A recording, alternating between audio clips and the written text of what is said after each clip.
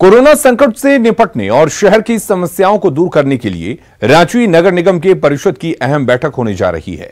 करीब 2 महीने बाद हो रही इस बैठक में कुल 17 प्रस्तावों पर चर्चा होनी है, जिसमें नगर निगम क्षेत्र में कोरोना से निपटने के उपायों, नालियों और सड़कों की स्थिति, स्वच्छता और विकास के काम को प्राथमिकता के तौर पर रखा गया है।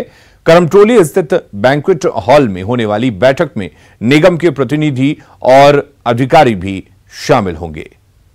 रांची नगर निगम की परिषद की बैठक आज होनी है। बैठक सोशल डिस्टेंसिंग को ध्यान में रखते हुए इस बार निगम सभागार में नहीं होगी।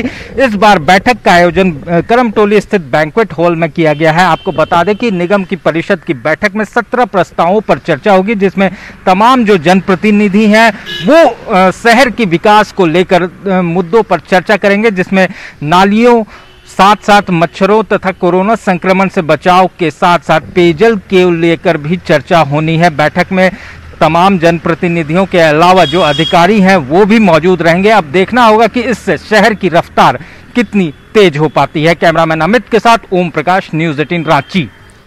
कोरोना काल में अब अनलॉक के साथ ही ठप पड़ी व्यवस्थाएं अब खुलने लगी हैं। बंद कारोबार अब रफ्तार पकड़ने लगी हैं। साहिबगंज में व्यापार की एक सस्ती सेवा जल मार्ग के रूप में गंगा है। गंगा में एक मालवाहक जहाज के शुरू होने के बाद व्यापार में राहत मिली है। इसके साथ ही केंद्र सरकार के पोत परिवहन मंत्रालय की ओर से गंगा में 4 जहाज एजेंसियों को जहाज चलाने की अनुमति मिली है, जिसके बाद उसका परिचालन शुरू हो गया है।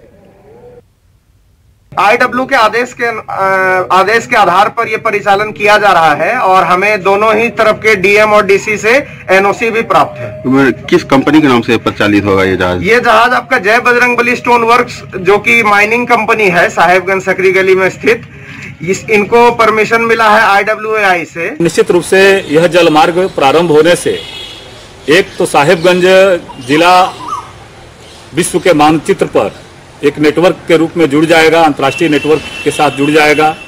वहीं दूसरी ओर इसका लंबे समय तक इस बंदरगाह के काम प्रारंभ होने से मालवाहक जहाज हो, चाहे यात्री जहाज हो या पर्यटकों को ले जाने का जहाज हो, इसके माध्यम से हजारों हजार नए रोजगार के अवसर बरसों तक सृजित होंगे।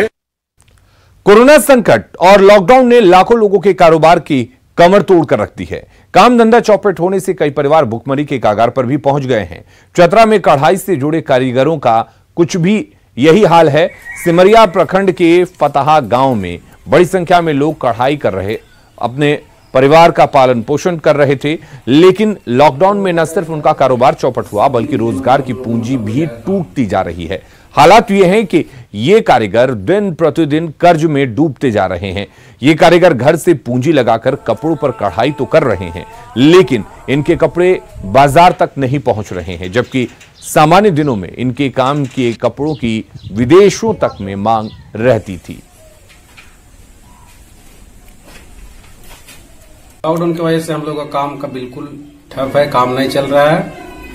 तो इसीलिए मैं सरकार से कुछ मदद मांगना चाहता हूँ, कुछ ऐसा मदद करे जिससे हम लोग अपना परिवार को मतलब घर संसार चला सके, क्योंकि ये काम जो है हमारे देश में नहीं बल्कि इस काम का विदेशों में भी चर्चा है, मांग है। अब बहुत परेशान हम लोग हैं, अब बच्चा भी परेशान में है। क्या मांग करते हैं? सरकार से कुछ मदद मांग रहे हैं कि ताकि परेशानी हल कर दिए।